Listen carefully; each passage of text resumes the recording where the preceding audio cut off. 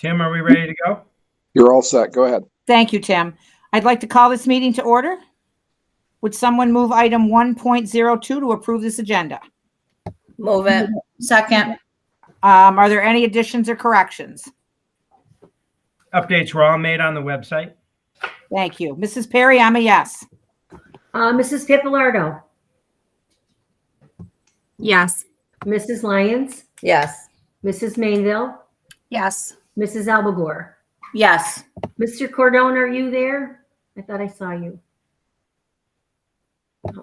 I don't see him anymore, Jean. Okay.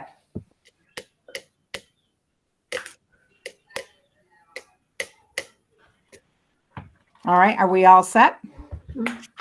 Okay. Item 1.03 is public forum. And while we are virtual, public forum is conducted via utilizing an email for the board.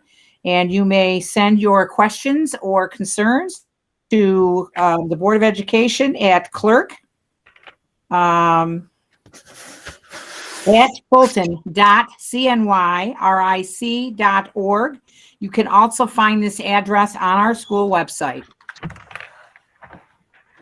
Item 1.04, approved minutes from January 25th. Move it. Second. Any discussion? Mrs. Perry, I'm a yes. Mrs. Pappalardo. Yes. Mrs. Lyons. Yes. Mrs. Mainville. Yes. Mrs. Albagore. Yes. Are there any questions regarding the upcoming meetings and events listed under President's Report? I'd like to add one. Ms. Griffin, I realize I'm going to talk about it a little bit in our next, when I have the opportunity, but I will add Central New York School Board's Legislative Forum. That is on the 17th for the city BOCES for Oswego County at 6 p.m. from the Central New York School Boards Association. Yes. We will get that information out, and I'll comment more during my part of the presentation in the superintendent's report. Yes, and they have another event that's the night of our next board meeting that we can't make. So, and that's that they're doing a nice program on the literacy, countywide literacy. I'm sorry we can't make that. All right, I'm going to turn this over now to you, Mr. Palvino. Okay. All right, well, good evening, everybody. The first thing I'd like to do this evening, you see a new face, Christine Schertz. She is joining us. She's our new director of school nutrition. I would be remiss if I didn't acknowledge Terry Warwick and wish her a very wonderful and fruitful retirement. She has been instrumental since I've been here running our CEP program, which is our community eligibility provision, which is providing our free breakfast and lunch program to all of our students. So that impacts all of our families and all of our students each and every day. But you have large shoes to fill. But from what I'm understanding, just out of the gate, extremely strong. So welcome, Christine, to your new position here in the Fulton City School District. Thank you very much. All right. Thank you. All righty. So welcome.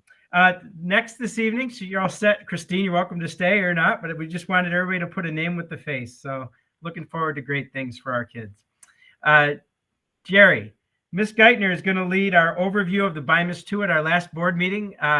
We had a great discussion and felt that this would be the great meeting to come right back to that as it was a fresh topic.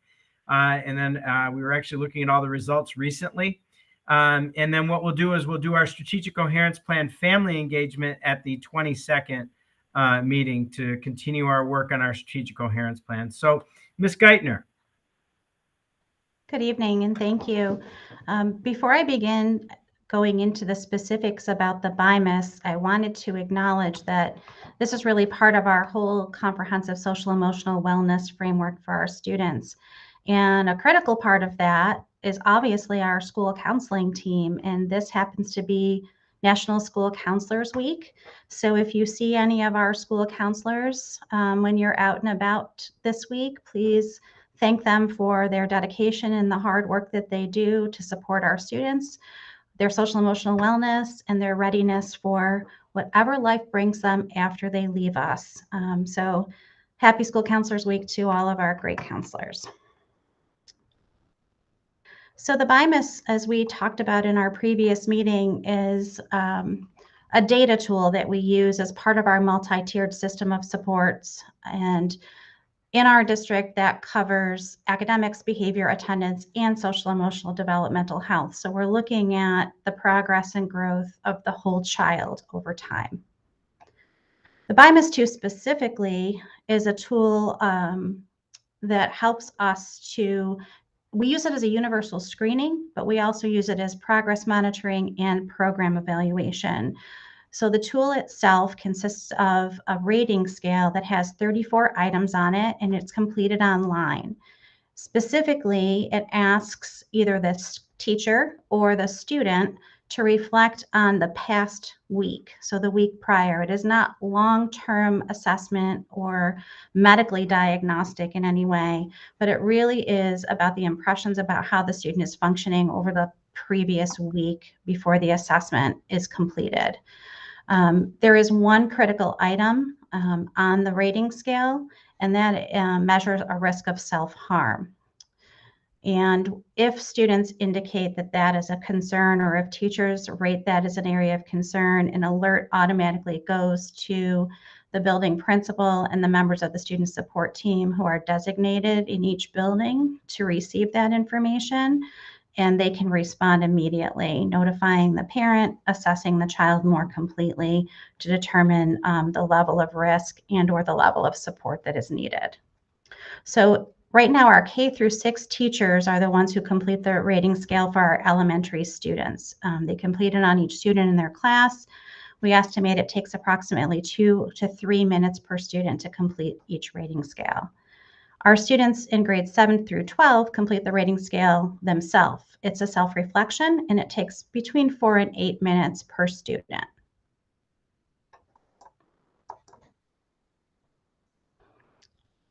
Sorry there. So what is the reason that we administer the BIMUS 2? We have lots of data collection and progress monitoring tools at our disposal within our district, but the BIMUS specifically helps guide our Tier 1 instructional decisions for social emotional learning. It also is a tool that is flexible enough to assess individual social emotional wellness. And then it helps us group students who have similar needs, so we could do targeted interventions. And then if we develop individual intervention plan, you can actually pull items out of the BIMUS assessment and use specific items consistent with that student's level of functioning or needs as progress monitoring. BIMUS really measures 2 major components. It measures mastery, progress toward mastery of the New York State social emotional learning competencies, and overall well-being. And I'll get more specific into those areas on these slides. So here you have a snapshot of what the New York State social emotional learning benchmarks are based on. So 5 major areas of social emotional competency: self-awareness, social awareness, responsible decision-making, self-management, and relationship skills are the areas that are focused on. For the social emotional wellness measures, it looks at risk behaviors in the areas of conduct, negative affect, and cognition and attention. So you see the conduct scale measures externalizing behaviors such as aggression or anger management or substance use.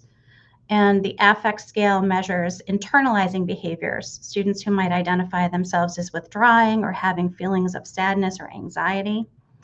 And the cognition and attention really focuses on levels of impulsivity and attention that might create barriers for learning within the school setting. On the adaptive side of the measure, we measure social and academic functioning. So these are strengths that we're looking to assess.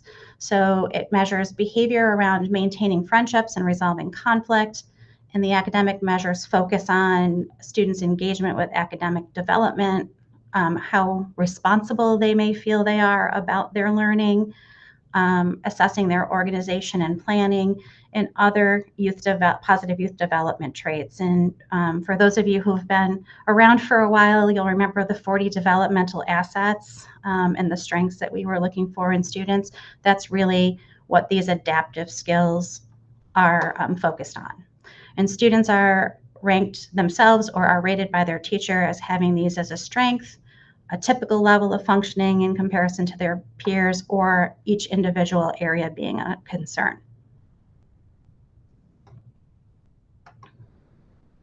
Oops. So what do we do with these results? We use them in a variety of ways. When we first implemented BIMIS a few years ago, our school culture teams were really the teams that focused on the results of the BIMIS. And it was really about analyzing building and district trends. What were we seeing as needs among our students, and what were we seeing as strengths? How do we assess the impact of the social emotional learning instruction that we have in place across our district?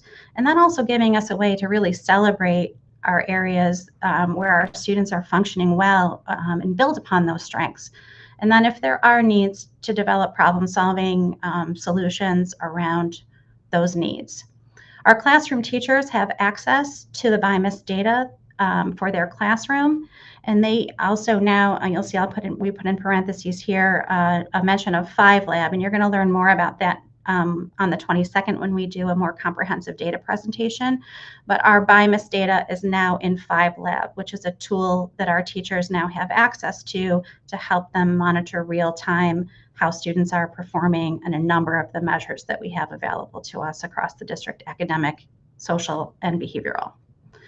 Our student support teams, the building teams that really focus on Tier 2 and Tier 3 interventions for the social, emotional, and attendance side of our work, can help use the BIMIS to develop targeted intervention for individual students. So you met our restorative practices specialists at a couple of them at a previous presentation. And we mentioned our Peaceful Schools social emotional learning interventionists. The data that we have through BIMIS helps us to form those social skills groups that are providing those targeted interventions. So we can group kids together who might have problems with organization and planning, for example, and do specific targeted support around that. So we're going to continue to use this data to guide the assessment and adjustment of our whole system. So it's not just about individual students or buildings. It's really taking a big picture look, allows us to take a big picture look also at our district and identify things that are going well that we need to keep, things that we need to adjust or maybe reconsider. And then parents certainly can have access to their children's BIMIS results by request. And when we send out the notification about the BIMIS, that information is provided in that notice. So that is the overview of the BIMIS as a tool, how we use it and what it measures. And then moving forward, you can expect the mid-year data update at our February 22nd meeting, and all of these components will be addressed in that presentation.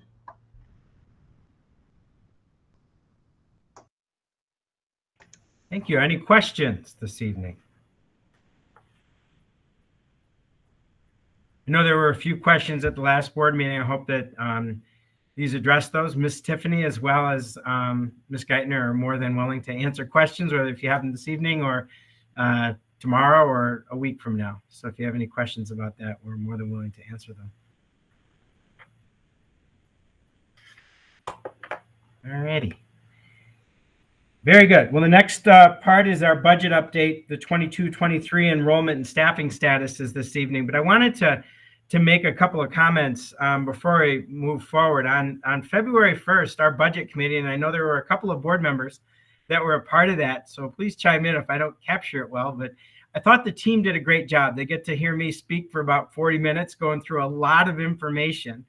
And I'll show you where that information is on our website, because I know there's always some questions, so I thought I would take you there this evening just to show you that. But they did a great evening, and at the end of the conversation was probably the most powerful. It was live streamed. We didn't have a lot of observers that evening, but it is live streamed. I believe it is. It'll be posted on our website as far as something that can be accessed if people want to watch. But the last 10-15 minutes was a great conversation, really about questions like, well, how are our federal funds distributed? And there's a lot of misinformation out there about federal funds, and how is it being used, and how can we better tell the story? And then some great just suggestions in different ways we can do kind of targeted, very targeted information to get it out there, whether it's small vignettes or if it's very quick, posters with bulleted information, very targeted information, because there's a lot of misinformation, not only, locally, but nationally around the federal funds and things like that. And what we want to do is make it real. We talk about a lot of different things, and we've talked about at each of our presentations, like the percentage of the monies that are targeted, for example, towards social, emotional, developmental health, or targeted toward instruction, literacy. And we've got those pie charts that we show. But sometimes people just want to hear, who is it? What are these positions doing, and what are they all about? We've talked about peaceful schools. So I just want to thank that committee. If anybody's watching tonight, or the board members that were on there, that was a really great, I'm looking at my notes from that evening, and I've actually got more notes for the last 10 minutes of that meeting than I had for the first 45 minutes or 50 minutes or so. So I want to just thank them. We're already putting together a script for our first video. Got that, I think it was yesterday, that was popped up in my email as something we're putting together. And so we're getting started about how to think about that. So I want to just extend to our budget committee, thank you.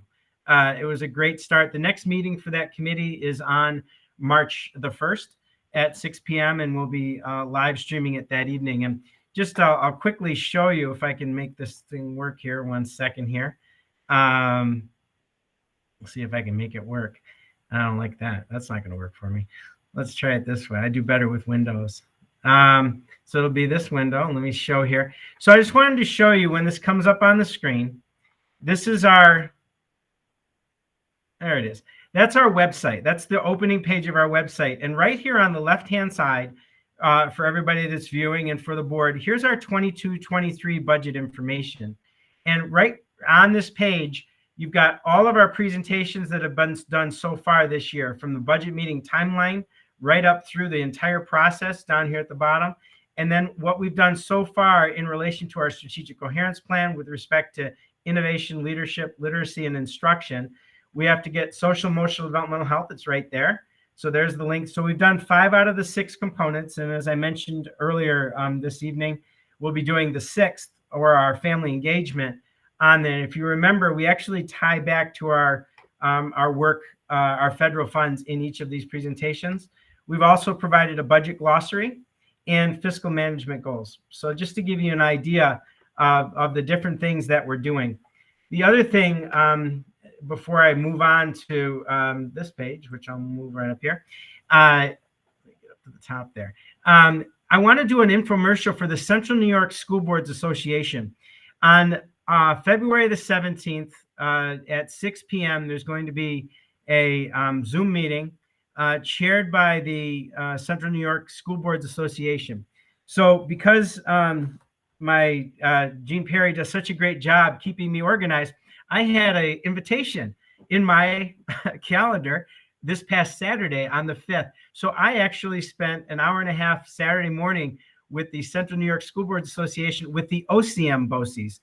I will tell you that I believe it was one of Dr. Tim's best presentations, and those veterans on the board know that he does this every year. But I will tell you, he did an excellent job tying back and really looking at those districts and really talking about things like, we have to remember that inflation's at 7% right now. He talked about we have to really be planning for the future and really thinking about what happens post some of the federal funds that have been coming in, and what are those things that we want to sustain. He also talked about the formula and the importance of really making adjustments in the foundation aid formula and the impacts on schools for the future. And an example was, those school districts that, for example, finally get up to their 100% funding. So if you remember, we were at 91%. They've added about 5% this year. We're at 90% rather, I'm sorry. So we're up about 95%. Well, what happens after all school districts hit that 100%? What happens to, is it going to be an annual 3%? How will that formula work? And when you put in inflation and other pieces, it was a very interesting conversation, which resulted in, I believe there were 7 legislators that are associated with the OCM BOCES catchment of all the schools. And it was a lively conversation, with all of them as well. It went the entire hour and a half, and I've got pages and pages of notes, and things that they said we really should be thinking about.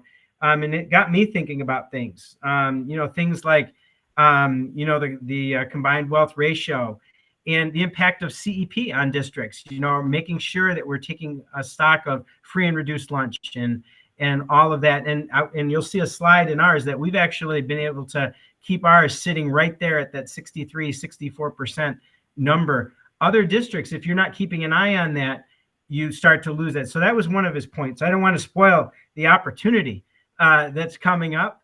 But I guess this is probably one of the most positive I've been about seeing something. And for some reason, I guess having that in my schedule Saturday morning really got me thinking all weekend, and really thinking about the things that we're doing here in Fulton. And it's giving us a 2-week head start. And if we had waited to see that presentation as well. So I just wanted to put that out there. I will have Jean, I know the information's been coming from Central New York School Boards. At least that's how I've gotten it. There's been a flyer. But I will have Jean, I'll put that on our daily update, and I will I'll have Jean reach out and see if anybody would like to RSVP. But I found it very good. And it was very interesting hearing from the legislators that we don't normally hear from, but they're sitting at those same tables voting on things across the state. So I thought that was interesting hearing their perspectives as well. So I wanted to put that out there. Robin. Brian, one of the other things, did he talk about the fact that the formula is due to be looked at, updated? It's supposed to be updated every 3 years, I believe. Yes. And that's a concern because that 95 might not be 95 and what I'm talking about is what it costs. There's a formula to determine what it costs per child in New York State to educate them. Yes. And that hasn't been addressed. That's due to be looked at. Yep. And he talked about the formula, and all of the legislators that were present also seemed to be well versed, and that's an issue that needs to be addressed as part of this process. So that's a key piece of information for everyone to remember, to keep an eye on going forward, and every three years to make sure that it's been looked at, and so that the amount is correct for what it costs for a sound basic education for each child. Yep. So one of the points he made, and I think something that, as I move into this next aspect of this evening, is that the inflation, when you think about what are your cost of your groceries costing for your home, or the price of gasoline, or other types of things just that you have in your own daily lives. Now think about doing the cost of doing business. It's not 3%. If inflation's at 7%, it's something that we need to take into consideration. And, I also thought his point was, a lot of the funding that the state is using to influx schools, even in the formula that they're using, or in the state aid formula that's coming through in our foundation aid, there's a connection to federal funds to that. So, we look good through, he's saying 26 through 27, things are looking pretty good. But at the same time, we have to keep a real good eye on it, because districts that reach Save Harmless, and Save Harmless means 100%, will that continue, or how will they maintain that? How will that be built into your long-term planning?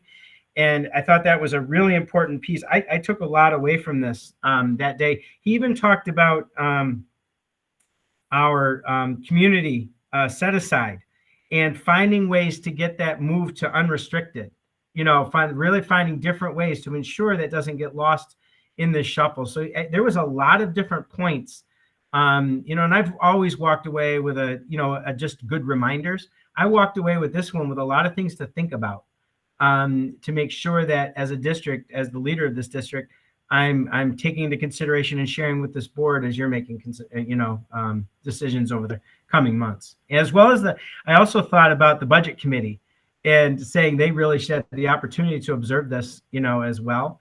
So I was going to check on that as well. They had about 31 people observing the other day. So I was wondering if my colleagues that represent the board, if they had any thoughts to share from your first committee meeting. It was quite intense. I enjoyed it. Yeah, I thought there was I thought there was a lot of valuable information. There was a lot of good input, a lot of asking about the taxes and stuff that people, that the general public doesn't know about. And Brian, I think it's awesome that we have all that information on the website. It's very clear and easy. And my only suggestion would be when we talk about pie charts and, maybe we can give more examples of the expenditures, so that people, understand we bought X amount of desks. We do, whatever training. This is what we do for social emotional learning and stuff, so that people who don't know what innovation means have an example of what the money is actually being spent on. But otherwise, I thought it was very productive. I thought it was, a very well spent hour meeting, and I'm really looking forward to it. It excites me, and yeah, so I thought it was great. I like the fact that for the last 2 years, we have really pushed to the public what we're doing it, what we spend things on, and we've gotten it out there. And to do a little more, which we all talked about, try to get it out more in different ways, was a real positive. Yeah. Well, I appreciate both of you ladies standing in for the board and bringing back whatever information you think that would be important for us to know. So thank you for the time that you're giving to do that. Thank you. Yeah, as you can see, a lot of energy came out of both of those different things. I'm excited about both. So thank you to any of our budget committee members that are out there tonight observing as well for your service. On your screen, you should see the 22-23 budget planning process, the enrollment and staffing status. As always, everything comes back to our mission and our vision, and I'm not going to read them. We recognize those at every meeting during the budget process, that everything that we're doing in those budgets, whether it's the use of grant funds, more important in the case of what we're developing, our general fund budget, everything we're doing comes back to us, helping us achieve this vision and mission for our district and for every one of our students. Also, I like to remind us of our beliefs and our guiding principles. And obviously, every one of these is essential. I think we've spent some great time refining these. I think what we'll see is in the coming year, we'll be getting ready. We should be poising ourselves to update our, and extend our strategic coherence plan. It goes through 24, but we need to start poising ourselves and really laying it out. And what are those next steps? We've accomplished a great deal, and you started to see those at each of the strategic coherence planning meetings. And, even through the pandemic, we have stayed the course with our plan. And I think that's helped us keep the rudder deep. So I think our plan is working for us. It's going to be the devil's in the details, and the proof's in the pudding. And so, as we start to look for, as we get back towards this normalcy and back into really strong routines, I hope we can get back to where we were right pre-COVID, because we were really moving nicely. And I think we've continued to navigate through it, but I'm looking forward to what we accomplish through the rest of this year and into the next. I always remind us about coherence, and really for us, that means sharing that collective commitment and collective sharing of understanding what it takes to develop a high achieving school district. I keep looking over because it's black and white. I can't really see it through my screen that I'm looking at straight forward. So I'm looking at my larger screen. So apologize if I'm looking away a bit. What's always important is everything we're doing, and I'm finding in a lot of conversations, future direction. So it's got the focusing of direction, developing that collaborative culture and understanding about what we're doing, deepening our learning, our knowledge, our skills, and then securing our accountability, making sure internally as well as externally that what we're doing is making the impacts that we're looking for. And then the wheel comes back around, make adjustments, and then you continue the work. Just a reminder always, these are the 6 areas of our plan and our strategic intents, and I'm not going to read those. They're reviewed at each of the previous meetings that we've had, but they're right here for easy reference, that these are the areas that everything we're doing comes back to us achieving these strategic intents for our kids. The initial budget parameters, which were established by the Board of Education in our early January meeting.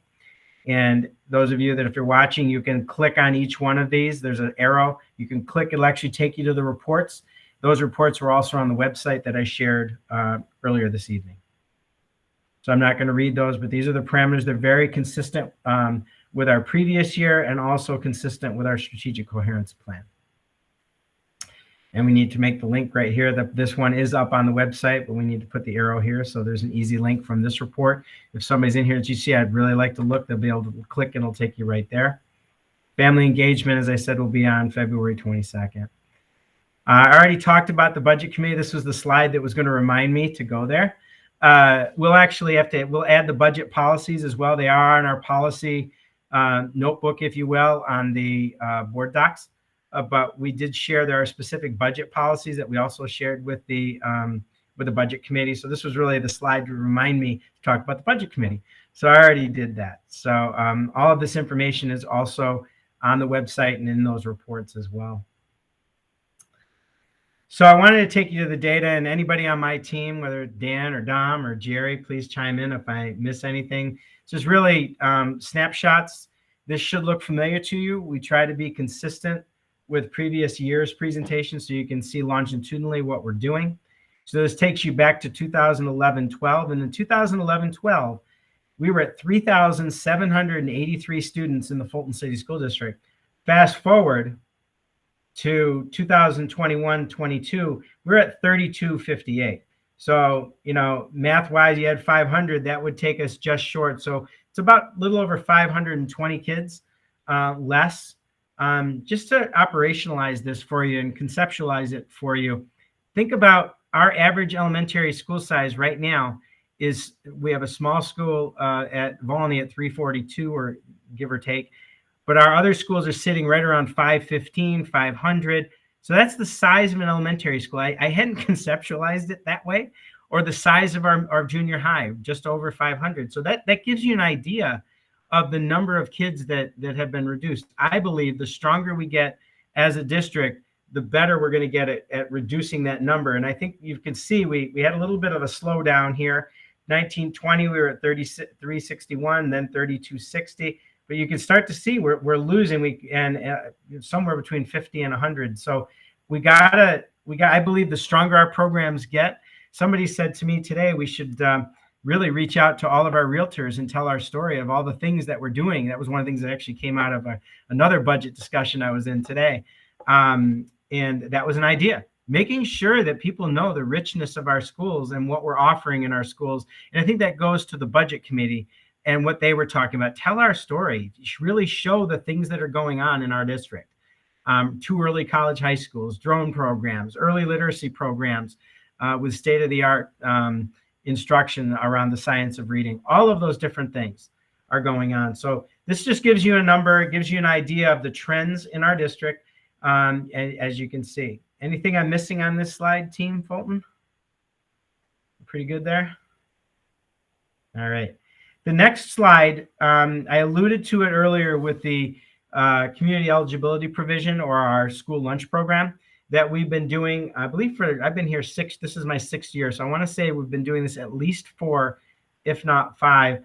But one of the things that came up in Dr. Tim's presentation was making sure we keep an eye on this. They call it the FERPL, but the free and reduced lunch. And so this is free and reduced price lunch, so FERPL. And as you can see, the percentage has increased over time. So back in 2011-12, 50% of our kids qualified for our free and reduced lunch programs. And now, as you can see, we moved up into about the mid-teens, 16, 17, we're about 60%. We kind of sat there for a while. Now we've creeped up, and we're sitting at 65% of our data.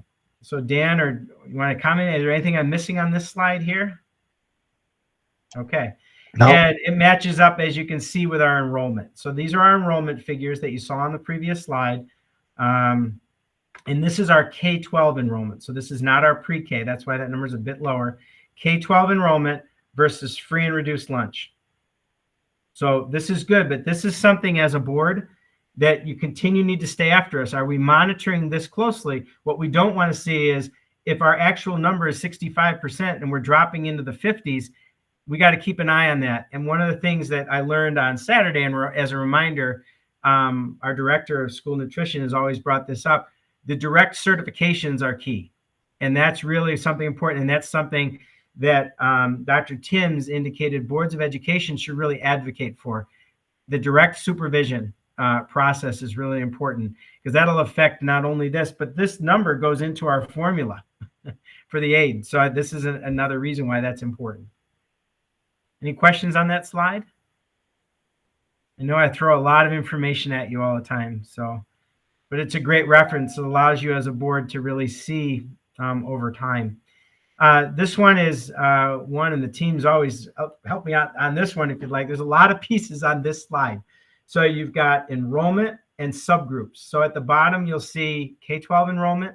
Students with disabilities is in yellow right here. You'll see that we've been relatively consistent. Over time, you can see our students with disabilities back to 1314, which is right here. We're at 564 kids, and right now we're at 581. So that gives you an example of how you read this. Our economically disadvantaged, I just alluded to, it's 65%. That equates to a number that's 2,062 kids, which is right here. So that's our equivalent of our 65% right here. Was it 65 or 64? 65. The next slide is your L's, your English language learners. Your Hispanic students are orange. And your McKinney-Vento eligible students are in a aqua blue. Dan, any comments on this one, or did I capture this one pretty well? This slide I normally do pretty well on, but looking all right? I think you got it. There's a lot of information packed in there, but I think you covered it all. That's why we include the table at the bottom also, just so that you can see the raw numbers. Yep. So there's a lot of information, folks, as Dan pointed out. Is there any questions on this slide? What's nice is you can see the trends when people say how many kids are in our district, but it clearly shows that, our enrollment has declined over time, and I think we have to continue to monitor that because that impacts budgeting, and as we're forecasting for the future, and that's one of the things I also took from that meeting the other day. We often talk about that, but it was really reinforced pretty significantly the other day about capacity, sustainability of all the new different types of things that we want to keep going after the federal funds are no longer there because those are one-time, monies. They're one-time deals, those monies. And so you really have to think about it when all that money comes away. You'll see something in one of the future slides down here that you'll see that maybe it'll help us with just to kind of conceptualize what that looks like. Brian, is there anything that you're concerned about, any particular group or anything other than the overall decline that this slide demonstrates? I think if you look at our numbers, I want to keep an eye on our free and reduced. Obviously, that's something we have to keep an eye on. Our students with disabilities, obviously with everything going on, one of the things you always look for was you look for places to place kids. I think we have to watch very carefully to see, to watch our special education numbers and classifications and all of that to really make sure that all of our pre-referral intervention and all of our multi-tiered systems of supports and all of those pieces are really being stretched. And what's good is we've supplemented it with federal funds because we have a lot of kids that experience this pandemic in very different ways. All 3,125 experienced this pandemic in their own unique way. And I think that's what we're trying to ensure is that we have the ability to be able to support that not only now, but down the road. And one of the things, in my previous world, it seemed like I was up to 22% of the kids in our district were identified with disabilities. By the time we got done and made sure our MTSS and all of the supports were placed in all those pieces, that number came back down where it belonged, probably in that 18, 19 range in a city. So I think this number we're watching it closely. It looks good. I think our L's, the numbers look good, but I'm more important like what's happening for all the kids, whether we're on a green bar, a red bar, a yellow bar, a blue bar, an orange bar, a light blue bar, that we're meeting their needs. And Brian, when you say L, I believe you mean English language learner? Yes, I do. Thank you for, yep. Okay. Yep. Or our limited English proficient. Yep. So the next slide is always an interesting one, and my team does a much better job on this one, talking about it.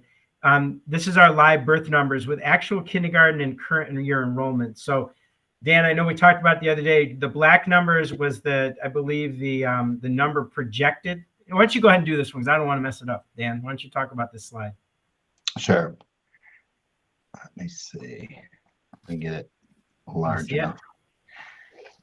Okay, so it has a strange. I always thought it has a strange sounding name. That term, live birth numbers. Essentially, the concept here is, any municipality has data on how many births there are in a given year, and so when we compare how many births there are in a given year with how many students end up enrolling in kindergarten of the year when they would be 5 years old. And you look at that over time, it helps to give you trend information that can help you forecast enrollment for the future. Okay, so I'll walk you through a couple years here. At the bottom there, you see the key that the green bar represents the number of births in a given year. The red line indicates the current year enrollment for that cohort of children. And the yellow line indicates how many of them there were at kindergarten. So let's pick a year where the numbers are not overlapping. Let's look at 2016, 2017, okay? So for 2016, 2017, that would have been the group of kindergartners, the group of children who entered kindergarten in the 2016-17 year.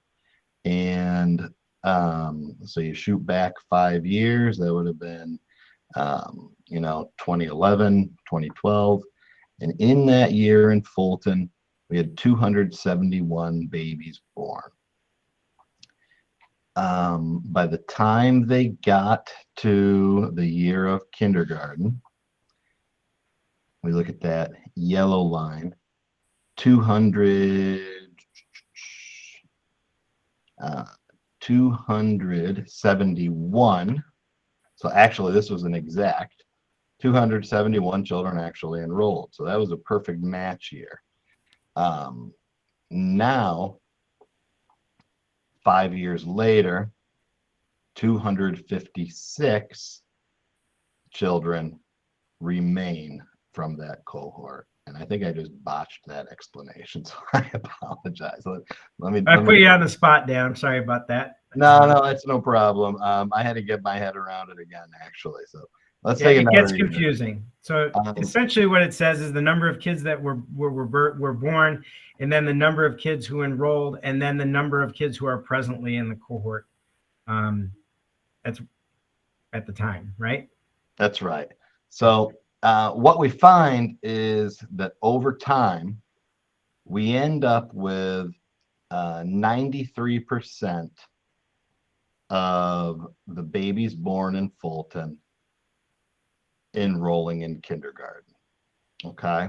So, you can see some years there's an exact match. Other years there are more that end up in kindergarten that were born here in town. So we had kids that moved in. And in other years, we see fewer in kindergarten than were born because children moved out.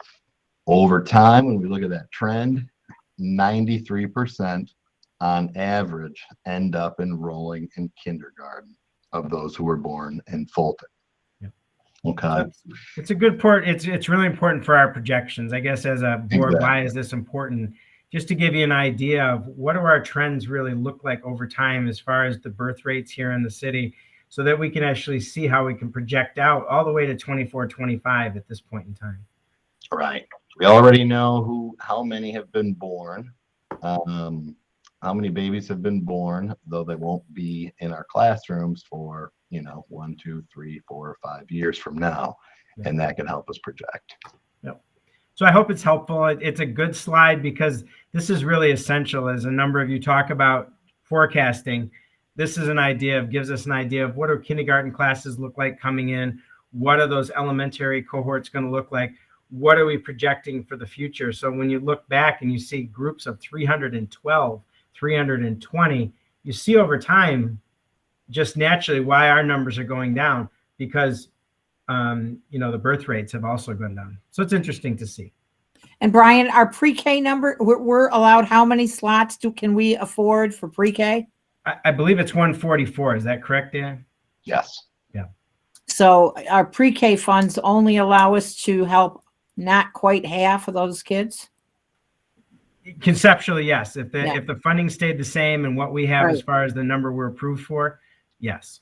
Now, if that funding changed and Right. changed for 3 and 4-year-olds, then Right. obviously, and we were awarded those opportunities, obviously, the more you can provide children early childhood experiences, the data clearly shows that it allows them to be more successful upon entry into school age. And we should state pre-K is only for kids that have a address in our district. In the Fulton City School District, Right. correct. Yep. If we could get them earlier, I think it would be even better. So hopefully we'll continue to monitor that closely. I know that that's an initiative at the state level that actually came up the other day in the Central New York School Boards Association meeting, as well as obviously there's some in the state, Governor Hochul, and then at the national level as well. So these are the future K-12 enrollment projections. The K-6 is in kind of a darker red here. The ungraded elementary is red, but also then you got your 7-8, your 9 through 12, and your ungraded sections are this tiny little light green down here at the bottom, which is a very small percentage. So this gives you an idea of what the breakdowns look like and the projections and how they're going to look all the way out to 27, 28. But as you can see, 3125, 3054. So we're looking at about 75 less kids in this projection. Right? Yep. And this is based on, just if somebody asked, on projections based on live birth trends and current cohort progressions. These are our K-12 enrollment and student to teacher staffing ratios. Over time, it's been very consistent. We dropped in 20 to 13 and a half students to teachers, and then back to 14.3. We were looking at that data. But what it's showing is we've been relatively consistent over time, which is what you want to see. You don't want to see ups and downs and whatnot. So, yep. Brian, if you don't mind, just to give a little context there, that's not an actual drop. That's a reflection of which teachers and which classes the state used in their formula to determine teacher staff ratio. So if you look at that from one district, if you look across multiple districts over those 2 years, you'll see a very, very similar pattern. Yep. No, that's a great point, Dan. Thank you. Because it kind of sits there and looks different. But I think that's a function of our COVID years as well. Would you say that's a function of that? It's really a matter of, a good example would be special education co-teachers. Okay. If depending on how, whether they count those teachers as 2 complete teachers for a class of 20 students versus counting only the general ed teacher of record. So quite honestly, it's not clear what the formula change was. There's an indication in the state data, and there's a little note at the bottom of the slide that there was a change in the formula. Yep. We've done some digging in the data that feeds that reporting, and honestly, we're still not clear on that. If we get a clear answer, we can report back. But and whether students were remote during last year, that didn't have any impact. No, that didn't. Because actually the So the 2020 bar is 2019-20. So that was before we really had remote learners. Right. And it looks like the next year is kind of consistent with it. That was only for the 2020 year or for 2020, 2021? 2 years, 1 year or 2 years? So the past 2 years are not a clear indication of where we are. Is that what you're saying? I'm confused. It is confusing. I agree, Jen. The New York State changed which teachers and for which classes get factored into the student-teacher ratio for the sake of reporting for the 2019-20 school year. So it appears they use the same calculation for those last two bars. Okay, you can see how the trend up until there is pretty much the same, and then that number drops, but there is not an explanation of how they tweaked the formula that accounts for it. But in Fulton, we're fine. We're not firing teachers. That's Exactly. probably No, that's probably not. what people are Basically, gonna. let's just look at our I'm ratio. looking at this just, you know, Exactly. I'm sort of confused. And my first question would be like, are we firing teachers or like what's happening here? So it really has. That's right, a great which is way why I to wanted to the put it same. out there. I think we need to do an explanation on this one, Jen. I think it's a great. I think it was Jen talking. I was looking at the screen. I think we need to do an explanation, like we talked at a budget committee. Like for this slide, we almost need a description as to what this means, what our interpretation of this is. And unfortunately, the little blurb that we copied into the slide is the only explanation that appears with the state data. But generally summarized it best that if we had no change to our student enrollment, no change to the teacher staffing over the 2 years, the change in that calculation would show that dip.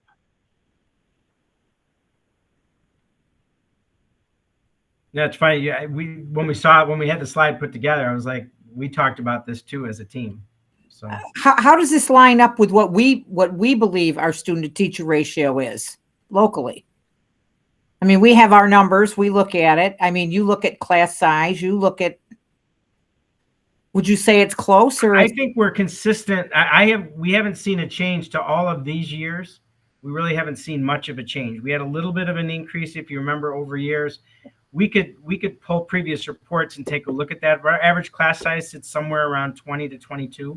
Well, that's what I'm talking about. What we believe our actual is. I don't believe this 13.5 or 14.3 is that's a genuine reflection of our classrooms right now, unless I'm mistaken. And if I am, then you need to correct that. We can come back with section size, just average section size. I think that's what you're asking. That would be more of a clarifier. Yes. What I heard Dan saying was what may have created that number is if for those classes or those sections where there's a special ed teacher co-teaching with a gen ed teacher. Right. So it takes the whole class and it assigns half to each of them.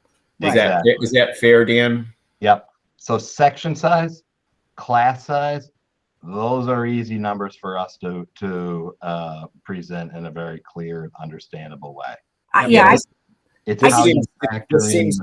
This seems to be a totally different report, and I'm not sure what value it actually offers. Right. Yep. I agree, David. I know that you have, but I'm not. I was just going to say I appreciate that you included it because it's data that you have, but it could be misleading, and I agree with Robin to those that might not know otherwise. Yep. And in previous, we go way back to 16, 17, 17. We actually did by every class, by the section sizes, the section size at the high school average for content areas, for example, average class size at the elementaries. We can do that. I believe we talk about class sizes every year, and this is not true to what we talk about. Right. Yeah, this was last year's slide, actually. Well, I know, but it doesn't, and Lynn's right. Yep. It doesn't add up to when we talk about our sections That's right. here in Fulton. Correct. And that's, I've made a when note. you say class size, people like myself and Lynn and general population, we think about that section size. We're not thinking about this Yep. data collected in this Yep. way, looked at in that way, which is not the same thing that we look at. Yep. It's And the physically same thing, I going would into the imagine most people classroom in and how public many would kids say are the same there. thing. Yeah. Yep. I was going to say something earlier, but I think this is a good time to just interject. And okay, so being new to the board and this being my first budget, and I'm actually taking a class and I'm understanding it more.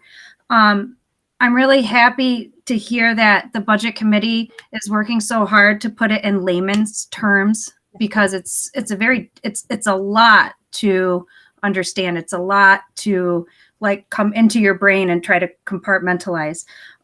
What I'm hearing is, so we're basing it on our strategic coherence plan, and we want collaboration with community, and we want everybody to understand it. So the pie charts is a really great idea. And what are we spending our money on? Have we ever asked staff, kids, parents, what are we seeing, or what am I seeing as a parent in my 3 kids? What am I seeing my kids excelling in? What am I seeing my kids needing help in? Is that considered into the budget? And maybe looking at that pie chart, what are we spending our money on? Does that make sense? Yeah, we've done surveys in the past. That's something, and we also are going to be starting. We've had the frequently asked questions on the Google Doc on our website. So there's been opportunities. We could easily. It just do seems some like a huge thing. And until I'm on the board as a parent, I would never even think about doing anything like that. Or we did part of the strategic coherence construction included students and parents and business people.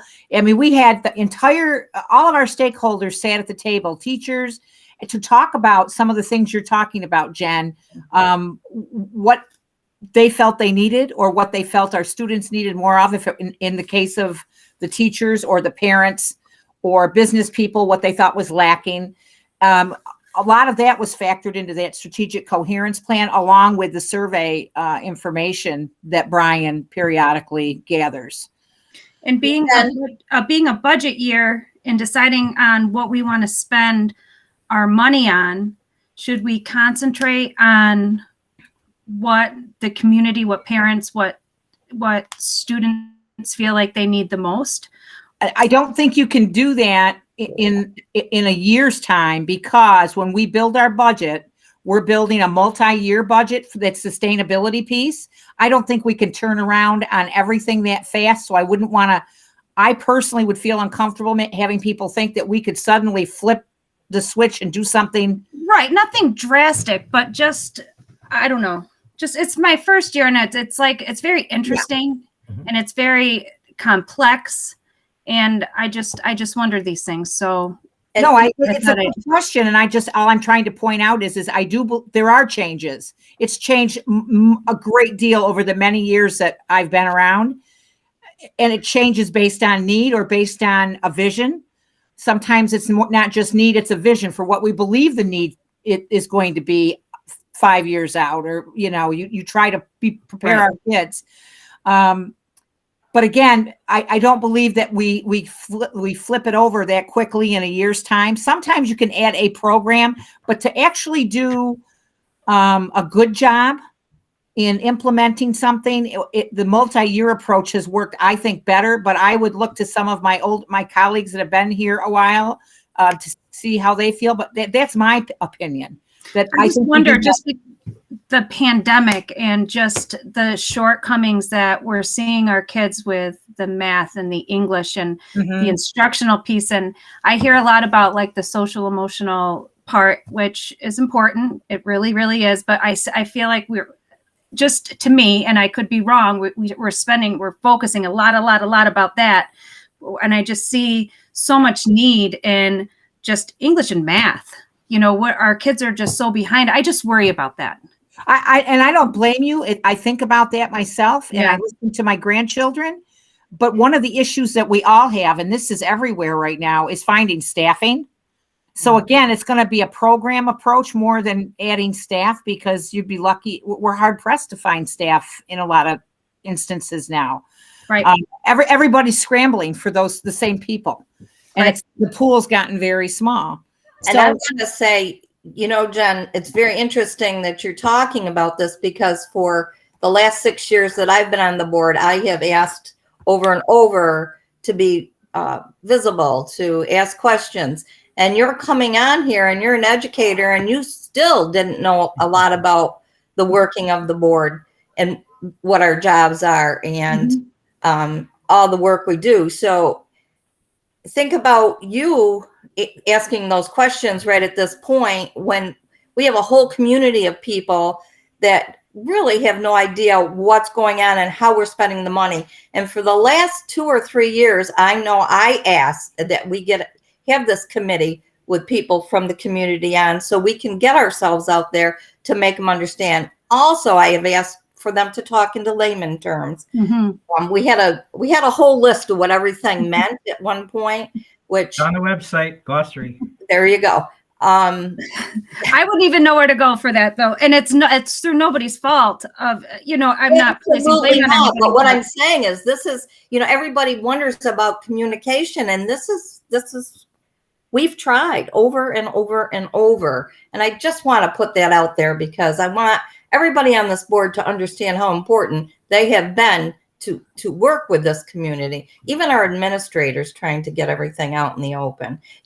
When you said this, it just went, wow, because for so long we have all asked, not just I, but we have all asked for the community's input in all this. I think the challenge has been that it works. Our education of the committee is great, but there's just that barrier of getting it to the public. And Robin and I know that, we had a communications board committee that was set up just for that purpose. And we still could not find a way to make that happen, so that the public felt informed about the budget. So it's a long-standing problem that, I know we all are on the same page there. I just don't know what's the best way, unless folks are willing to consume the information. And Jen, as you said, it's a lot. It's a lot for board members that, we attend meetings where the budget updates are given continuously. And then, some are on the budget committee as well. But it's still, it's those folks that they're busy in their lives with everything else. And it's hard to get their attention and to help them construct meaning of the work that we do. So. But I think the question, Jen, is, because I heard the question you're basically asking, and I think it's up to us to ask Brian, what is our staff saying, and what do they think where the gaps are? What do our measures tell us where the gaps are? We have lots of tools we're using, and maybe that's a report. How are those gaps? How are we addressing those with those federal dollars? That's a lot of what those federal dollars are for, is to help address the gaps. Right. And that to me is a little bit different conversation than this budget conversation. That's a whole different budget. Because those monies are, no, I'm just saying, those monies are separate. It's a good question. Right. Federal dollars. It's hand in hand. It's separate, but it's hand in hand. And that's exactly it. Right. But it's not part of this budget per se. And it's money we have to account for. And in fact, for the public's benefit, we have to be very careful that money is spent within the framework that we're given. And we can't spend it for anything that the federal government didn't allow us to spend it on. And so that might be a question to our superintendent is, again, talk about the gaps and how is that being addressed? And are we doing anything with this budget to help with those gaps going forward? Or are we just relying on the federal dollars? Right. So one of the things we have to remind ourselves is, like, for example, earlier this evening, Mrs. Geithner talked about the BIMAS. There is so much data, rich data within that. For example, we're going to be presenting on the 22nd. We're going to do our mid-year data update. You're going to, around where our kids are at with their ELA, where they're at with those. And then the other piece is the teams. While we had a lot going on last Friday, weather-wise, we actually had a superintendent's conference day that we were able to set up virtually. And so our teachers actually, we did not do emergency closing that day. We had a superintendent's conference day already scheduled, but we did that work virtually. And all of the teams, when I got some feedback from the principals, teams came together looking at their data that had been collected, our mid-year point data. And that drives, what are we seeing? What are the principals reporting back to us from their teams? That drives budget as well. I mean, there's a lot of data. Let's not forget the fact that we've got a lot of data on kids, not only SEL, but their reading, their math. We've got how they're doing with the standards in all of the core areas, social studies, science, ELA, math, arts, so on and so forth. We have an idea of where all of that is. And in taking those discussions and really getting a feel for, gee, we seem to have a hole here. And I will tell you, in the budget conversations that we've been having with the principals individually, we've been meeting with each and the departments, they're coming right back to that data and the feedback that they're seeing from the classroom level about what they need. And the recommendations that they're saying to us, these are the kinds of things that need to be consideration in the development of this budget. They really come back to that. That's a big part. And obviously feedback from the community on how we're doing, with those different areas. But there's a lot of data that's driven in that. We just didn't come to, we better add to our multi-tiered systems of supports in the area of reading teachers for we did that. You'll see that in just a moment when I continue. You'll see kind of where we've supplemented and added with some of our federal funds. The data being reported back and the tests given to come up with that data, maybe we could make a point to maybe have that presented to us, have that presented to the public so that we can see how the kids are being tested, what tests are being used. I mean, I get the STAR tests in the report cards, and I am an educator and I've been in education for a long time, and I'm seeing that my kids are reading at maybe, let's just say, a 7th grade level, and my kid's in 10th grade. I think my kid is pretty smart. Why are they reading at a 7th grade level? Then Dan says, well, the newspaper is written at a 4th grade level. Really?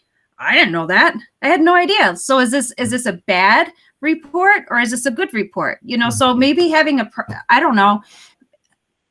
Until I have been in it, until it's happening to you don't really understand what's going on. Or do you care? So maybe, I don't know, maybe more reports. I would love to learn and understand what types of tests you're using to come up with this data and learn more about the tests. And I know that I proctor tests and I see the kids just going bam, bam, bam, bam, bam, and they're not even caring what they're putting down. Is it accurate? Are we doing the best for our kids? Mm-hmm. I don't know. These are all questions that I just think out loud as I'm thinking. Well, at our next meeting, the plan is to share actually some mid-year data, and where we're at. Is that right, team? That was what I have written down here. Anyway, at our next meeting, we had that set up along with the family engagement aspect.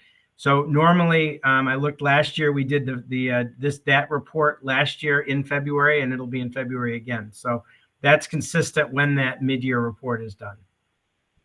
So hopefully that'll be helpful and maybe answers some of the questions, but it definitely it helps us understand where are the areas of strength, where are the areas that we need to continue to grow, and where are the areas that we're like, wow, there's something really missing here. And so I think those pieces there, along with all of the things that are in place at the other end of the continuum. And Jen, I want you to know, and Jess too, I appreciate the fact that you both are willing to ask questions and to learn, to open up your minds and learn about what's going on here. So I want you both to know I appreciate you both. Yep. Absolutely. Thank you. We appreciate you too then. Just some other slides just that I'll go through. This is just a slide that we take, right? And the data has not come out from the state. That's why it ends 17-18. There was discussion about not doing this, but what it really just shows is Fulton is in red. Blue schools are similar, small cities with similar demographics. And then New York State is all of this. If you take all the districts in New York State and you come up with a per pupil expenditure, this is what it would be. So over time, you see that Fulton falls in the 10.3 range. Similar schools around 12.2 and 13.3 for the state. So just shows that we tend to be on the lower end per pupil.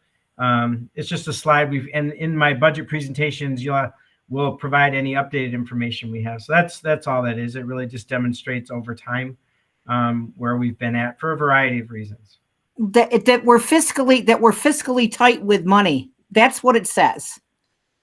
That's all that is. And that came up many years ago. Someone wanted us to benchmark how Fulton spent comparative to others.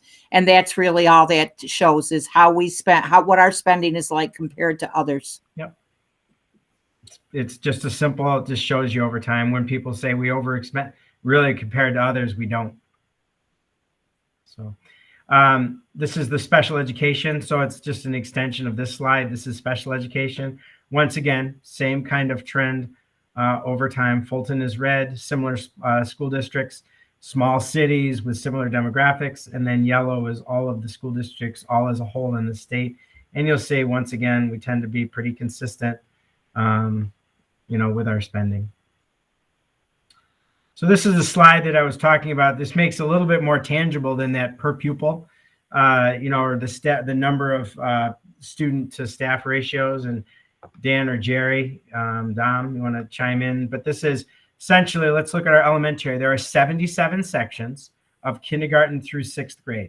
So we have 3 schools that have 3 sections at every grade level, and we have 1 school, Volney, that has 2 sections per grade level. You add those up, it comes up to 77 sections in our district. And then in the next line is our art, 3.8. This is elementary, remember, 5.6 music, phys ed, 6.5, library media specialist. On this one, RTI ELA reading. So right now we have 13 reading teachers at the elementary level. 10 of them, right here, 10 of them are in our general fund budget. We added 3. So red means federal. Positions funded by CRRSA or ARP. Those are the COVID stimulus funds. So for reading teachers, and team chime in if I'm saying anything incorrectly, we have 10 in our general fund. So if all the federal money went away right now, we have 10 that are budgeted in our current general fund. All right. So we've added 3 are covered by our CRRSA and our ARP funds. Is that an accurate way to say that? Okay. Second, for math, we have 12. 8 of them are in our general fund, the budget that we're talking about, that we're developing for 22-23. In the 21-22 budget, there are 8 of them in that general fund. In the ARP or federal, 4. So that kind of helps you quantify what we added. So Brian, is it true that they are funded through 2024 with the federal funds? Yes, I believe that is the case, Mr. Coyle. Okay. So sustainability will eventually be a problem for the positions in red. So exactly. So the idea is, does this shot in the arm, if you will, this extra fund, those extra bodies. So think about that, 7 interventionists that we've added, 3 and 4. And then let's just say everything is, I'm an optimist. So everything falls where we're getting the traction that we know we're going to get out of all of the early literacy work that we're getting, that we find that, wow, I guess that does work. The idea is that, obviously, but if we're seeing at the end of this year and into the next year, like, all right, we need to look at this. What are the priorities of the priorities that are on the federal funds? What do we've got to think about? What are those things that we've got to think about getting long-term sustainable in capacity? I don't know. I can't answer that question right now, but yes, that's the answer, Mr. Cordone.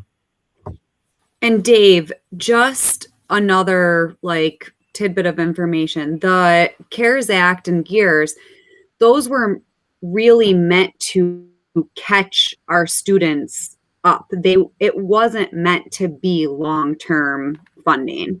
So these additional positions are really so that we can keep I understand that. I'm viewing it from a personnel perspective, where when you bring people into your organization and their value added, it eventually, if the funding isn't there to keep them, then there are more difficult decisions that have to be made. That's all. It's just from a budget. Right. No, I get you. Yeah. Yep. So what we look at, and that's a great point, Mr. Cordone, is that so as we have retirements, resignations over time, we need to take a hard look at those positions and say, should those be do those people move into, let's say, an elementary certification position as a classroom teacher? Those kinds of things. Really looking at also at talent management, and talent retention, I think is essential. And I think good hiring results in high quality teaching and individuals serving our kids. So we're also thinking, so you think about that as well. You're cultivating not only right now, but you're also really thinking about the future and the staffing that you have down the road, and having the most powerful staff that you can have that brings the skills and the knowledge. And we have a very strong staff here in Fulton. The next slide is the number of special education teachers and self-contained teachers. And then the next slide just gives you an idea, the same slide, but secondary. So secondary is 7th through 12th grade. So you can see that where we've added, there's the English. This is our staffing. I won't read through all of these, but this is 7. Remember, this is 7 through 12. And so we've added an English teacher, an RTI ELA, and an RTI math position. And then you can see the other positions by, and this is just in the areas of direct instruction. So that gives you an idea on the staffing. Red again is ARP and CRRSA. Is the staffing that you're showing there, is that all teachers, or is that teacher assistants in some instances, like in special ed classes? Based on these numbers, I believe it's certificated staff, Dan, it's teachers. That is correct. So yes, it's our certified teachers, Okay. Ms. Lyons. Thank you. Our district staff, with respect to psychologists, speech therapists, so on and so forth, we added that one counselor position, nurse position, 4 teaching assistants, 3 and 1 TESOL, which is serves our English language learners. Now remember, we've also contracted with Peaceful Schools. We've got, so some of those are, so those are the kinds of things, but these are actual FTEs of certificated staff. And then special assignments, red, remembering, so you can see there, we placed more of our funds in instructional coaching. We went from 4 to 7. Interdisciplinary instructional specialists, which are really aligning our curriculum and really looking at that interdisciplinary work, 2.5 of those positions. Restorative practice specialists, 5. There's 1 at each of our elementary schools and our junior high. Our district intervention team facilitator, who really is helping guide the work and strengthen all of our multi-tiered systems of supports teams. Anything you'd add to any of this slide, team? Please fall in your areas. Our SEL success coach, that's a social emotional learning success coach. That's at the high school, correct, Ms. Geithner? Thank you. All Ed coordinator, high school and early college high school. We've got 2 individuals that oversee, and remember, we have now, I believe, we have 6 cohorts. I know we have 4 cohorts of the info tech, and I believe we have 2 of the health. So that's 6 cohorts of kids, approximately 30 kids in each cohort. So do the math, it's 120 in the info tech. And I believe we're at 60, if not 90 in the health. I can't remember if we're in our 2nd or 3rd year. I believe it's our 2nd. What's the difference between a restorative practice specialist and an SEL success coach? Ms. Geithner, would you like to say? Sure. So the restorative practices specialists are assigned to the elementary school buildings and the junior high. And they really are there for a couple of things: to help staff build capacity around restorative practices. So some professional development, some coaching, some co-facilitating, but also to do interventions with individual or groups of students using a restorative framework. The SEL success coach at the high school, when we assessed the needs and we were developing recommendations for positions under the federal stimulus, the high school identified that they really didn't have a solid tier 1 SEL curriculum. So the success coach there is really focused on that tier 1 piece, whereas the restorative practices specialists really focus on all 3 tiers of support.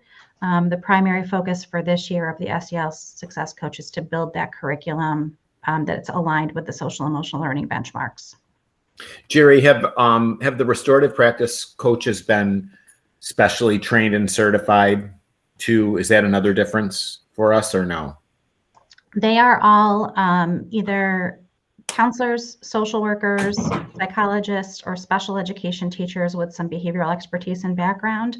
But part of what their PLC, their professional learning community work, is throughout the year, and the summer sessions that Liz Tiffany facilitated was specific training and facilitation of restorative interventions.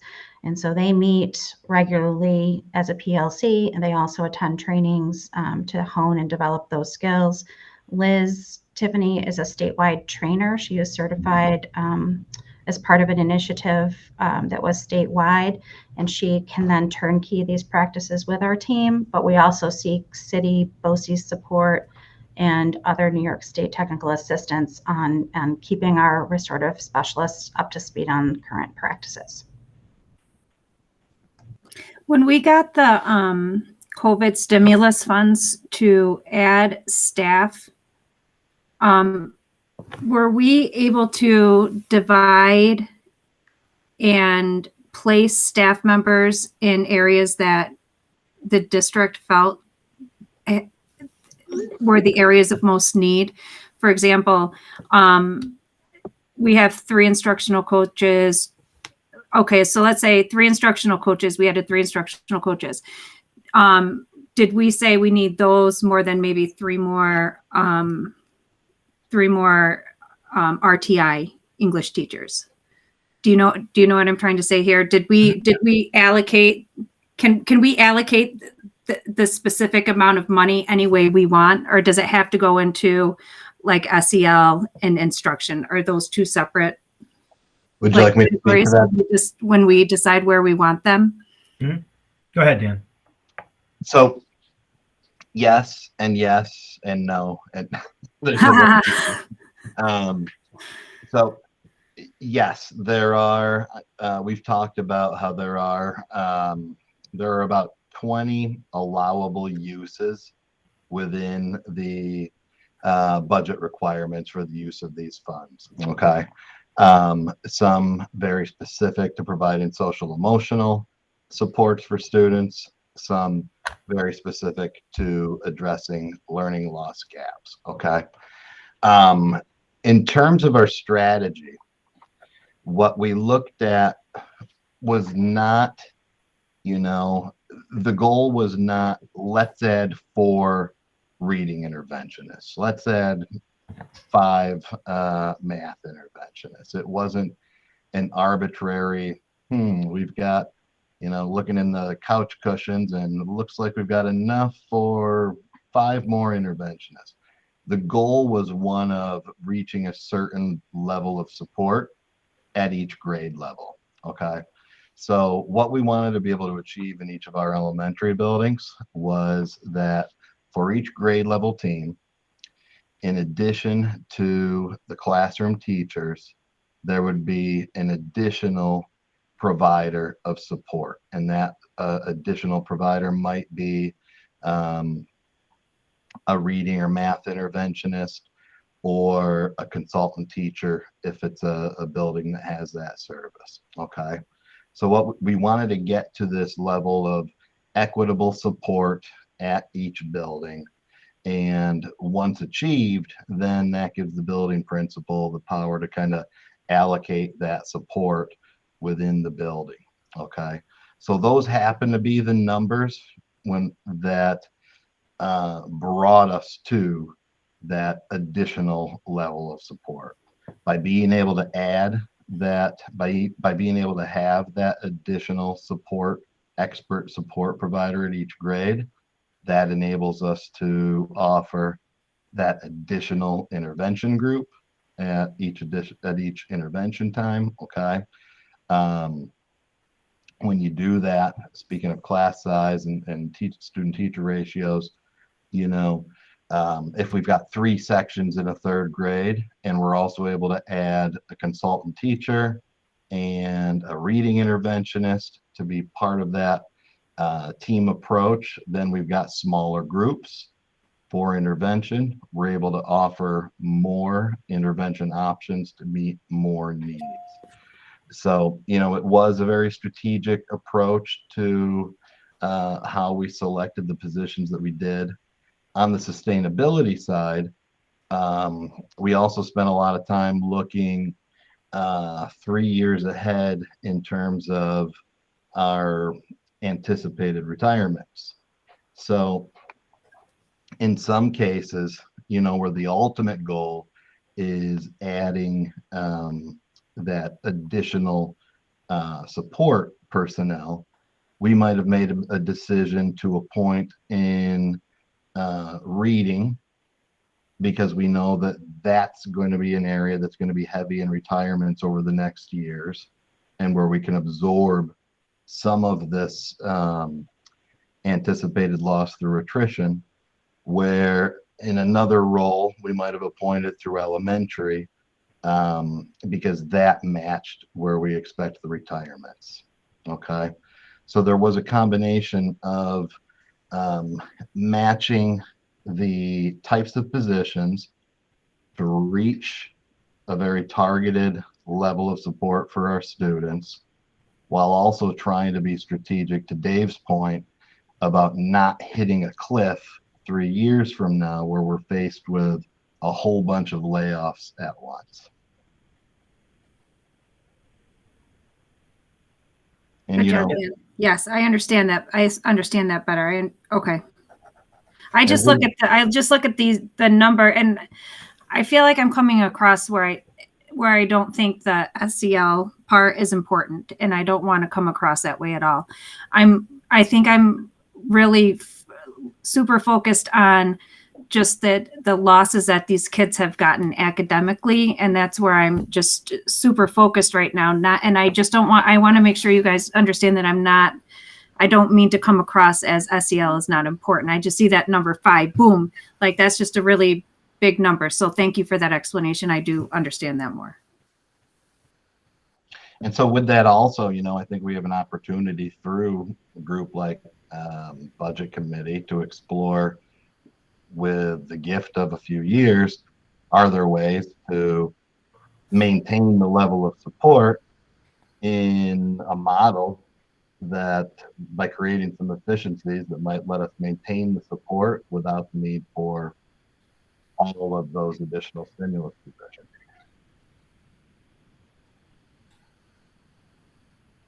Yeah, the idea, I think you heard Dan, thank you.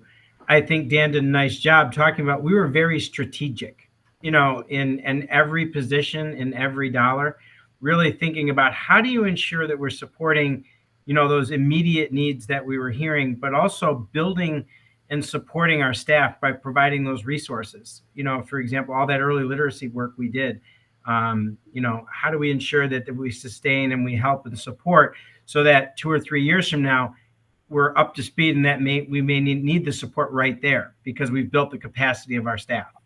So the idea was to think about it. What do we need now? Where do we want to be?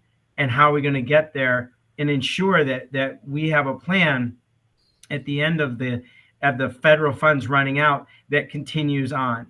And, you know, I think that's a piece, and also constantly thinking about efficiencies and the way we've got the resources distributed, you know, in our district, and really thinking about how do we maximize and concentrate resources to maximize the impacts on kids. And so that, you know, that's that constant that we're thinking about. And if that's kind of why I talked about the CNY School Boards Association presentation, where the big theme was thinking out beyond the federal monies, thinking out, and that's exactly what we're talking about here. And tying it back to our plan also, because if we went down tangents that weren't related to the plan, so that's why we've related everything back to those 6 tenets that we have in our plan, which are serving us extremely well. And I'm hoping that the data that we share in a couple of weeks will help, kind of contribute to this conversation. This is a very rich conversation this evening. I'll move us forward a little bit. Just our district administrators. This is the listing of our current piece here. And if you remember, we added some support to special education this year, or just recently, actually around Christmas time, realizing that was something we needed to add. So we've added that in the special education department. And then these are the projected retirements as of what we received as of today. So this is what we're looking at right now, the retirements. And that doesn't mean they're all not filled. What it means is this is the retirements, and we have to go through. This isn't me saying what's filled or what's not. This is, here's what we're dealing. This is what we know retirement wise. And you already heard this evening, this one right here. We already filled the director of nutrition services. And you met Ms. Schertz this evening. So that's an example. So this is just the list on the horizon. Effective today, we have one addition to this list. I was going to say, I thought there was something missing. Mm-hmm. Go ahead. We have one elementary principal retirement. So yes, we have an official element. I believe it's on the agenda this evening, right? Correct. Correct.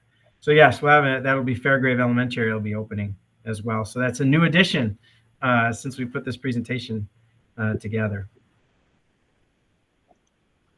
And then the budget development, just to kind of where we had the budget workshop January 18th. We received the New York State executive runs on the 19th. We had a board meeting on the 25th. February 1st, we had our budget committee on the 8th. That is this evening. We have a board meeting coming up on the 22nd, which we hope to have the roll forward budget projection as well. There's a lot on that evening at this point. And then March 1st, our second budget workshop with the committee. So we're moving forward. A lot of information coming out to you. We're on a very good schedule right now, and I hope we continue that. And again, this is an opportunity this year where we have a better idea of the funds than we've ever had before. And this is a great year for us to really make sure that we're projecting forward and keeping an eye on the ball for 23, 24, 24, 25, and out of ways. So with that, I believe that was the last slide. Are there any questions? I just wanted to say to Jen that I appreciate the questions you're asking and the perspective that you're representing on behalf of parents, because I know the data that I receive, it's similar to the data that you mentioned that you've received, and you're trying to reconcile it all. And, now that you're at the table and,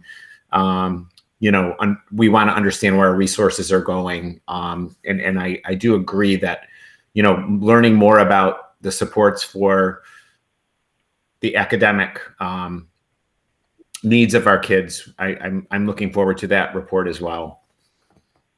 So thanks, Jen. Thank you. Any other discussion or comments? Thank you, Ms. Griffin. That's the conclusion of the superintendent's report this evening.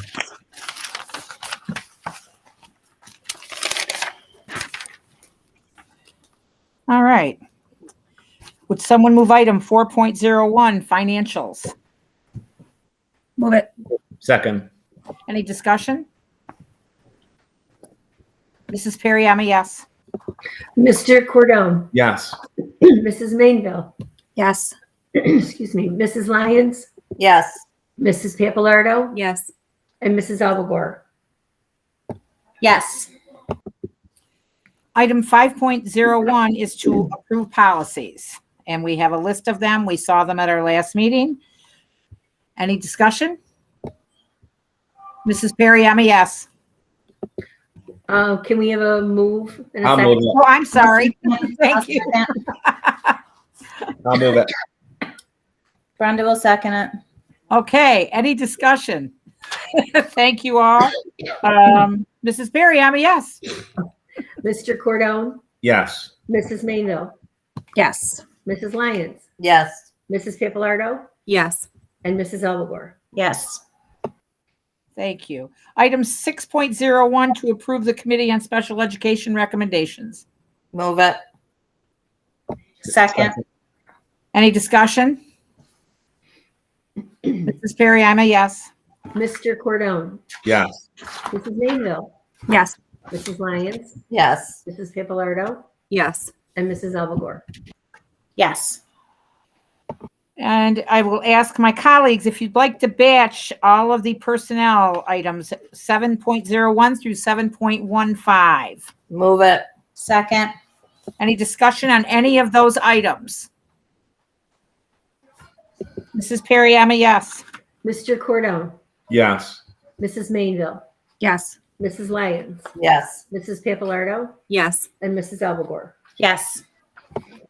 This brings us to board forum, and I don't know if Reagan, are you with us still? I saw her come in. She was at a swim meet, and so she was having trouble getting in. Okay, she was okay. So she's out again. All right. I didn't want to pass her by if she was with us. I appreciate that she made the effort. Yes. Yes, she did. So Jen, I'll start with you. Thank you for being patient with all of my questions. I'm here and I'm learning, and this budget, wow, what a way to come in and take off. But I do appreciate all the information and you putting it in layman's terms, even if, I mean, I've been in education for a very long time, and some of this stuff is just, it's blowing my mind away. Like I had no idea how complex and how much information there really is out there. So I really hope that the community comes and lets us know their needs, so that, I mean, I wasn't expecting the board to be so receptive to the community's needs and wants, and the way everybody listens and wants to help all the kids. So I'm thankful that you're putting it on the website and trying to get the information out there. And I really hope that community members really take it and go with it. I just wish that I didn't wait so long, because it is valuable information. And what you say does matter, for sure. And the only thing that I would like to just piggyback, if I can, Jen, is, and the community, it's great for them to talk to us, but I don't want them to wait that long. Please talk to your child's teacher, their principal, their counselors, because we may already have something in place that can work for your child. And that, to me, that's the first place to start. We should be the last. We should be the absolute last place to come. Start there, because I want your kids to get what they need. And we have a lot of things that can be done. And oftentimes parents aren't aware of everything that we offer. So please let those people know. And by all means, our staff is good at letting us know if we have gaps. They're very good at talking to our admins, and they come back and tell us where the gaps are. So I don't want people to think that there's no conversation going on up and down the framework of the district. But yeah, you come talk to, but don't make us first. Don't wait for us. Get right to your school building and talk to those people working with your child. David, I see you. Got to unmute. So I apologize for my technology difficulties logging on tonight, but I finally was successful in joining the meeting. So the budget conversation we've already had and the comments made.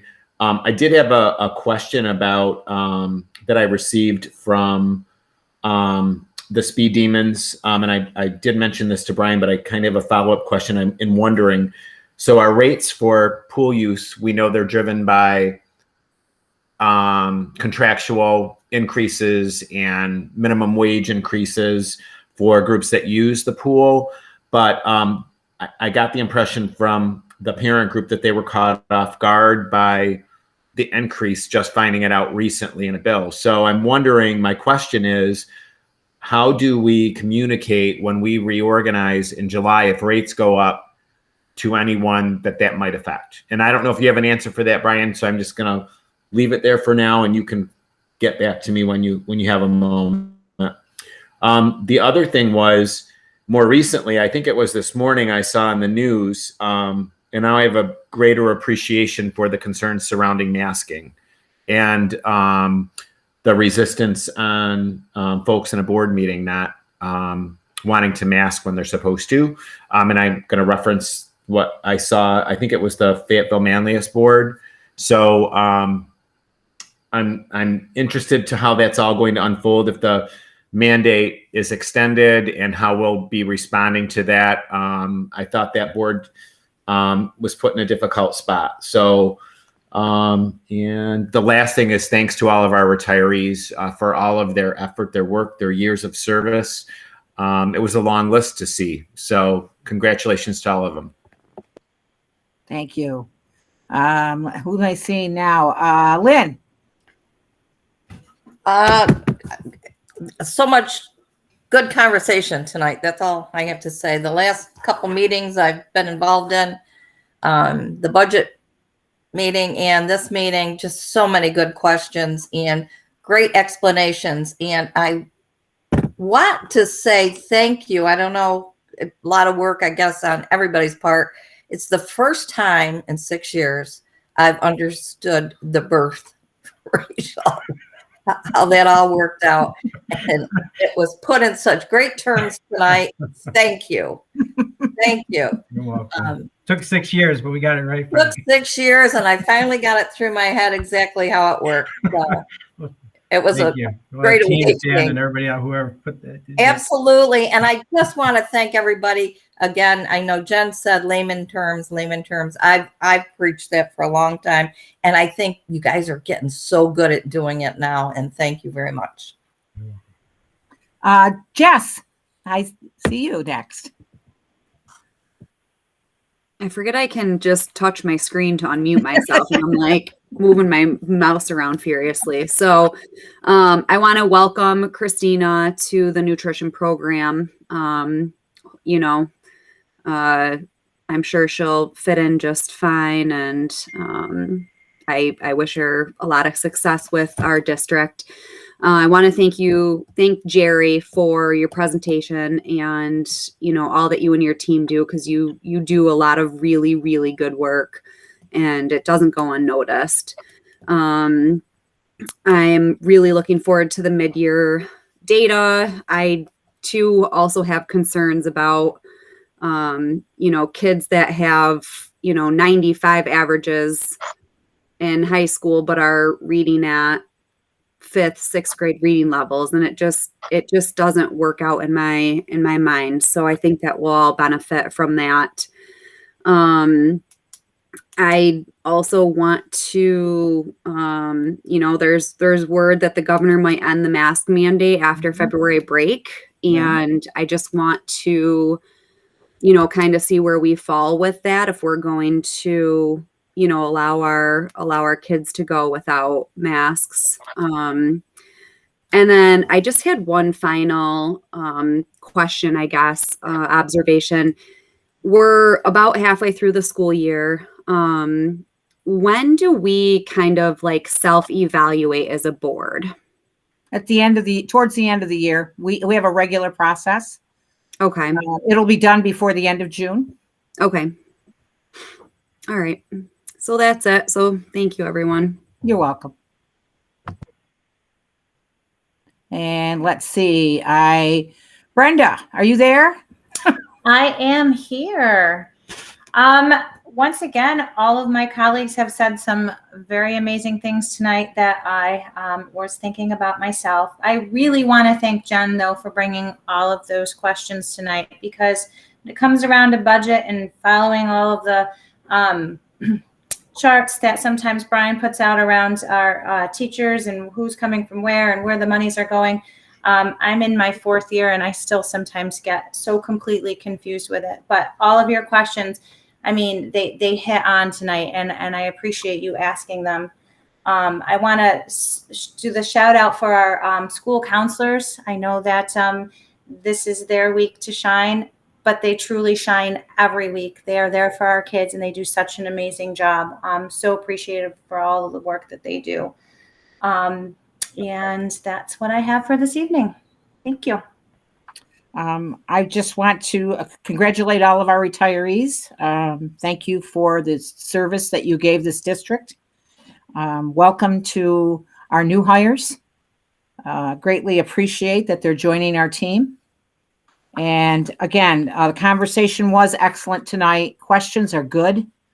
They're always good. And again, let's keep that communication rolling up and down, back and forth. It should be fluid, not stagnant.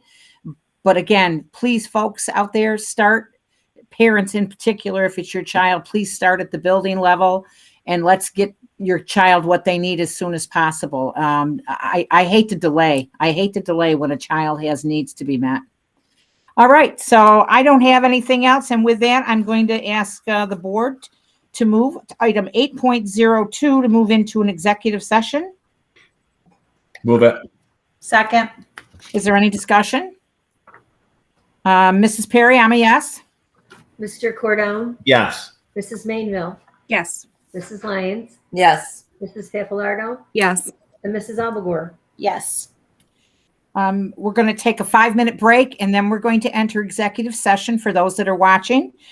We appreciate that you tuned in tonight to join us. We will come back to close out this meeting in public session. I'm not exactly sure when that will be, but as soon as we finish our work in executive session, we will be back. Hope to see you again soon, and I'll see the rest of you in 5 minutes. Thanks, everybody. Good night.